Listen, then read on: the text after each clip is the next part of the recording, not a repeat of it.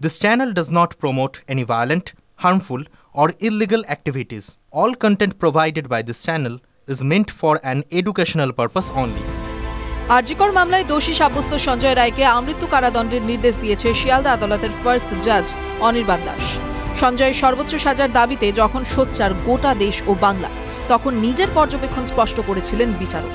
তার পর্যবেক্ষণ ছিল এই ঘটনা বিরলের মধ্যে বিরলতম নয়। ঠিক এই যুক্তিটাই কামড়ে ধরে পড়েছিলেন সঞ্জয়ের পক্ষে লিগ্যাল এইড নিযুক্ত দুই মহিলা আইনজীবী। এরপর এই রায়কে চ্যালেঞ্জ করে হাইকোর্টে যায় রাজ্য।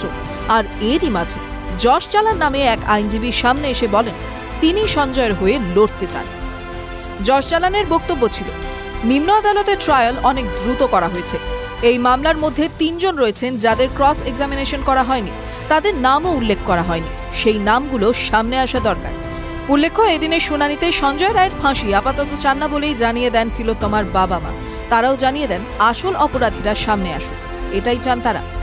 ফাঁসি চাইছি কি চাইছি না সেটা আমাদের যে উকিল আছে উনি বিশ্লেষণ করবেন। বললাম যারা যারা এই ঘটনার সঙ্গে জড়িত তাদের সবাই তদন্তের আওতায় নিয়েছে এবং বিচার বিভাগে বিচারের মধ্যে এনে কঠোর থেকে কঠোর শাস্তি দেওয়া। কোথাও গিয়ে তারা আরেকবার তদন্তের গাফিলতির দিকটাই আদালতের সামনে তুলে ধরতে চাইছে বলে আপাতত এই অ্যাপিলে সর্বোচ্চ সাজা থেকে সরে আসতে চাইছে পরিবার, মত আইনজীবী মহলের একাংশের। ওনাদের বক্তব্য যে ওনার মেয়ের প্রাণ গেছে মানেই যে বাকি যারা দোষী তাদেরকে প্রাণহানির শাস্তি দিতে হবে সেটা ওনারা চান না।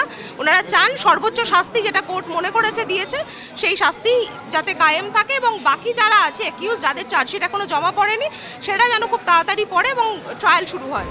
3টি নাম সামনে আনতে চেয়েছিলেন তিনি, কিন্তু সোমবার যখন হাইকোর্টে মামলা শুনানি চলছিল তখনই জানা যায় যশ চালান তার হয়ে মামলা লড়ুক তা চান না সঞ্জয়। যশ চালান প্রথম দিন এসে বলেছিলেন তারা ব্যক্তিগতভাবে এই মামলাটি লড়তে চান। আজকে দেখা যায় যেহেতু ওকালতনামায় তাদের সই ছিল না, অভিযুক্ত নিজে চাইছেন না কেউ ব্যক্তিগতভাবে সেই মামলা লড়ুক, তাই লিগ্যাল এইডের পক্ষ থেকে এই মামলা লড়া হবে বলে জানিয়ে দেন বিচারপতি দেবাংশু বসাক। বিচারপতি বসাক আইনজীবী যশ চালানকে প্রশ্ন করেন, আপনি কি ওকালতনামা পেয়েছেন? তারপরই সরকারি আইনজীবী দেবাশিস রায় বলেন উনি জেল কর্তৃপক্ষকে চিঠি লিখেছিলেন, জানানো হয়েছে অভিযুক্ত ওনাকে রাখতে চাইছেন না। আইনজীবী যশ তখন বিচারপতিকে বলেন অভিযুক্ত অনেক কিছুই বলতে চাইছে কিন্তু বলতে দেওয়া হচ্ছে না। বিচারপতি তখন আইনজীবী যশকে বলেন কিন্তু যেখানে আপনাকে খোদ অভিযুক্তই রাখতে চাইছেন না সেখানে কি থাকে আর? বিচারপতি স্পষ্ট জানিয়ে দেন নতুনভাবে আইনি লড়াইয়ে যারা আসতে চাইছেন সেটা গ্রাহ্য হচ্ছে না। নিম্ন আদালতে দেখা গিয়েছিল লিগ্যাল এইডের পক্ষ থেকে সেজুতি চক্রবর্তী এবং কবিতা সরকার মামলাটি লড়েছিলেন। সেখানে আইনজীবী কৌশিক গুপ্ত সিনিয়র হিসেবে যুক্ত হয়েছে। সঞ্জয় জানিয়ে দিয়েছে লিগ্যাল এইড তার হয়ে মামলা লড়ুক যাতে সর্বোচ্চ সাজা না হয়।